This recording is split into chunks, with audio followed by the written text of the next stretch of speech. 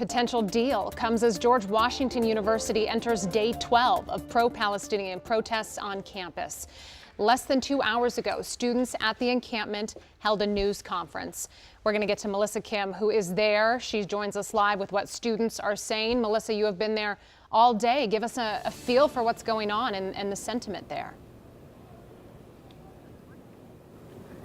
Yes, Simone, I've been here all day. I was here quite a bit last week as well. And you can tell the number of tents has certainly grown here in this encampment. And these students say they've held this news conference today because they want to respond to a letter that GW President Ellen Granberg sent to the community over the weekend, in which she calls this encampment unlawful. Granberg also says the school has conducted regular and sustained dialogue with the GW students connected to the camp. She says so far all of these efforts have failed to end the encampment or deter the protesters from escalating the situation.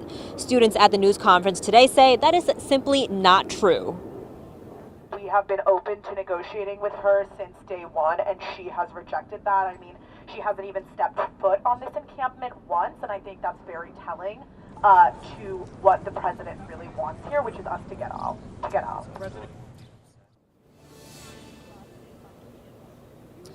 Now, I reached out to GW officials in the last hour or so. They've told me that they can confirm that university officials have been meeting with some students here connected to the camp. In the meantime, students are studying for finals, going about life as usual here. And commencement is still scheduled for Sunday, May 19th. And the students tell me that they will stay here and through the summer until the demands are met. And as they spoke out here, word of that potential ceasefire that Adam mentioned had come here as well. And their instant reaction, I'll have the students' reaction to that coming up at 5, as well as more on the protests. Simone, Adam, back to you. You touched on it. Students are still studying in the midst of all this, trying to hopefully attend graduation here in the coming weeks. Melissa, thank you.